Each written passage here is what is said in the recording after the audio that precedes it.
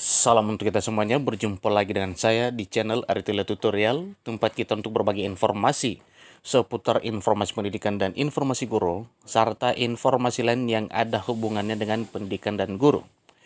Pada pertemuan kali ini saya ingin berbagi satu informasi, di mana informasi ini merupakan informasi penting yang harus diketahui oleh Bapak Ibu honorer non-ASN.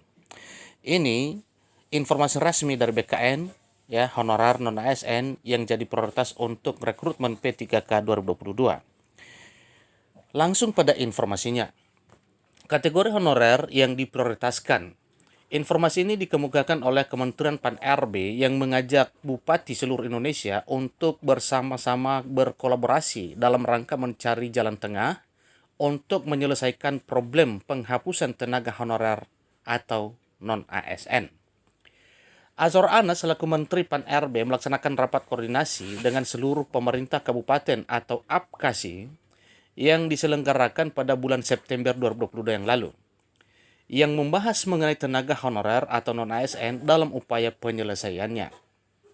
Pada rapat tersebut, Azwar Anas selaku Menteri menjelaskan bahwa akan ada dua kategori tenaga non-ASN atau tenaga honorer non-ASN yang akan menjadi prioritas dalam penyelesaian statusnya menjadi ASN atau aparatur sipil negara. Nah, ASN apakah ini Bapak Ibu? Ya, tentunya ASN P3K, pegawai pemerintah dengan perjanjian kerja. Sebelumnya, proses penataan honorer atau tenaga non-ASN telah dilakukan PPK bersama BKN yang bertujuan untuk pemetaan jumlah non-ASN yang ada di lingkungan pemerintah, baik pemerintah pusat maupun pemerintah daerah. Bupati selaku pejabat pembina kepegawaian atau PPK diminta Menteri Azwar Anas agar selalu mengawasi proses penataan tenaga honorer atau non-ASN agar sesuai dengan syarat yang berlaku. Selain itu juga beliau juga menyampaikan bahwa di tahun 2022 ini akan ada dua kategori honorer yang jadi prioritas atau diprioritaskan atau non-ASN yang menjadi prioritas utama dalam pengangkatan menjadi aparatur sipil negara atau ASN. Pemerintah memprioritaskan pengalihan ASN tahun ini untuk pelayanan dasar yaitu guru dan kesehatan, tetapi tidak mengesampingkan jabatan lainnya, ucap Menteri Azwar Anas dalam rapat koordinasi bersama APKASI tersebut. Nah, sehubungan dengan ini Bapak Ibu, bukan hanya guru dan kesehatan, tetapi tidak mengesampingkannya jabatan lainnya. Nah, sebagaimana kalau kita hubungkan dengan Kepmen Pan-RB nomor 970 tahun 2022, di sana juga terdapat ya rekrutmen tenaga teknis. Nah, ini maksudnya Bapak Ibu ya, selain daripada guru dan tenaga kesehatan. Selanjutnya, Menteri Azwar Anas juga menambahkan bahwa akan ada audit data tenaga honorer atau non-ASN. Hal tersebut agar dapat dipastikan kesesuaian data honorer berdasarkan persyaratan yang berlaku. Akan ada audit data untuk memastikan data tenaga non-ASN yang dikirimkan sesuai yang disyaratkan. Ini jelas Azwar Anas, Menteri Pan-RB.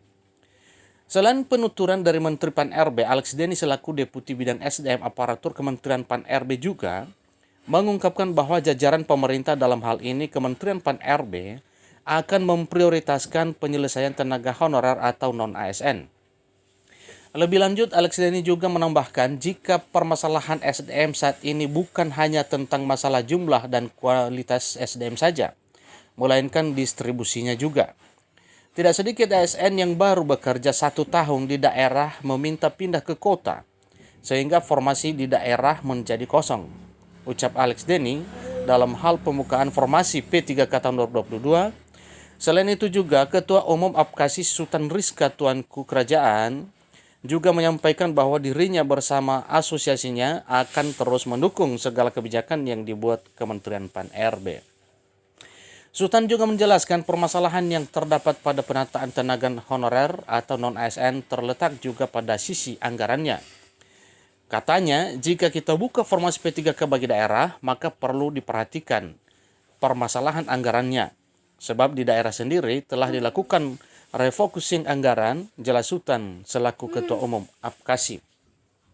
Sultan juga menambahkan bahwa permasalahan lainnya dalam penataan tenaga honorer atau non-ASN yaitu tidak sedikit kualifikasi pendidikan yang tidak sesuai dengan persyaratan menjadi ASN. Nah, itu informasi yang Bapak Ibu mengenai kategori honorer yang akan diprioritaskan menjadi ya ASN P3K tahun 2022 ini. Ya, ini adalah informasi yang resmi disampaikan oleh Kemenpan RB. Demikian informasinya, semoga bermanfaat bagi kita semuanya. Dan bagi Bapak Ibu yang sedang menunggu jadwal tibanya, tanggal 25 Oktober adalah waktu pendaftaran seleksi P3K 2022. Persiapkan segalanya, berkasnya, dokumennya, dan persiapkan mental. Demikian juga siap-siap untuk belajar demi sukses untuk mengikuti seleksi P3K 2022. Demikian, semoga bermanfaat. Sampai ketemu pada video berikutnya. Terima kasih.